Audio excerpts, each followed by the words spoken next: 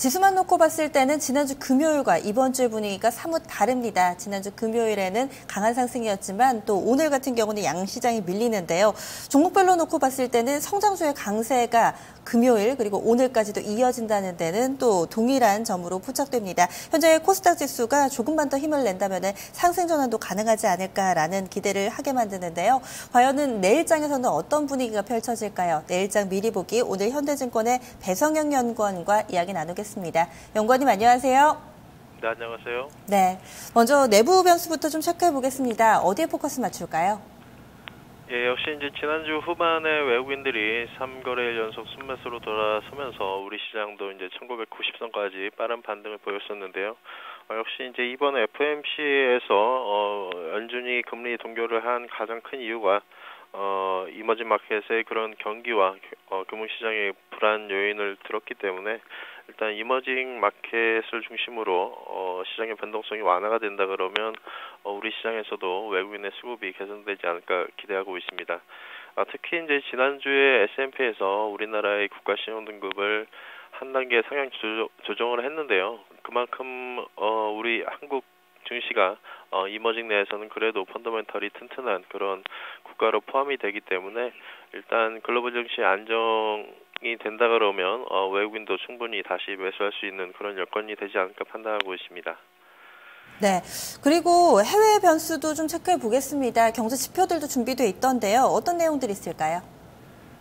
예, 일단 뭐 오늘 미국에서는 이제 8월 기준주택 판매가 예정되어 있는 상황이고요. 일단 전월 대비해서 소폭의 둔화세가 예상되고 있습니다.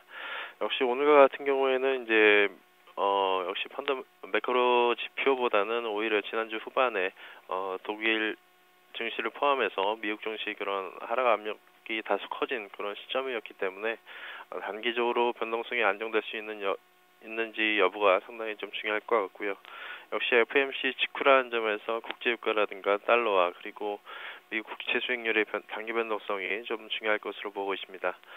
이번 주 매크로적인 측면에서 역시 이제 23일 예정된 HSBC PMI가 중국 증시와 관련해서 상당히 좀 중요한 변수가 될 것으로 예상하고 있습니다. 네, 지금 그리고 국제 유가가 지난주 후반에 상당히 좀 크게 밀려났고요. 또 원달러 환율 같은 경우도 지난주 후반에는 크게 밀리다가 또 오늘 장에는 급한 반등을 보여주고 있습니다. 이런 여러 가지 변수들이 상당히 좀 변동성이 커지고 있는데요. 여기에 대해서는 좀 어떻게 파악하고 계신가요? 예, 일단 뭐 이벤트 직후였기 때문에 전반적인 글로벌 가격 변수가 단기적으로 변동성이 좀 커지고 있는 상황이지만 차츰 그러한 변동성은 좀 완화될 것으로 저희가 기대를 해볼 수가 있겠고요. 역시 이제 지난주까지 해서 증시 흐름이 FOMC 이전에는 상대적으로 이제 대형주의 강세가 상당히 좀 돋보였던 그런 모습들이었습니다. 역시 전반적으로 시장 위험이 컸기 때문에 안전자산 선호도가 주시장에서도 영향을 미쳤고요. 역시 환율 변수 측면에서는 원화의 환율이라든가 원달러 환율이 IT 자동차 섹터에 이제 긍정적으로 작용하면서 대형주의 상대적인 강세가 이어졌었는데요. 역시 이제 FOMC 이후에는 다소 그러한 측면들이 좀 세부적인 섹터 대응에 있어서는 좀 반대의 그런 대응 전략이 좋지 않을까 판단하고 있습니다. 역시 이제 이번 FOMC 동결로 다음번 금리 인상까지는 약 1분기 정도 글로벌 증시가 시간을 벌었다고 이제 예상을 해볼 수가 있겠고요.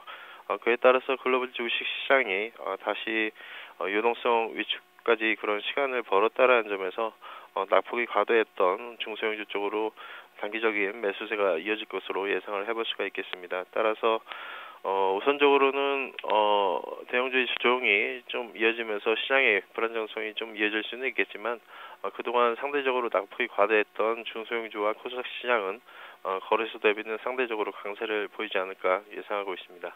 네, 지금 섹터별로는 오늘 장에서의 좀 흐름과 좀 비슷하게 중소형주, 성장주 쪽에 포커스를 좀 맞춰주셨는데요. 이런 내용 좀 포함해서 내일 우리 증시 방향성하고요. 또 조금 더 체크해볼 만한 포인트가 있다면 좀 제시를 해주실까요? 예, 일단 뭐 앞서 말씀드린 대로 단기적인 측면에서는 수익률 키 맞추기 작업이 조금 더 이어지지 않을까 예상하고 있습니다.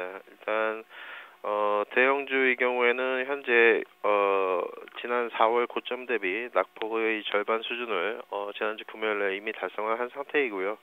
전체적으로 3분기 영업이익 전망이 아직은 하향 조정되는 그런 과정 속에 있기 때문에 대형주의 추가 상승 여력은 다소 제한적으로 저희가 보고 있습니다.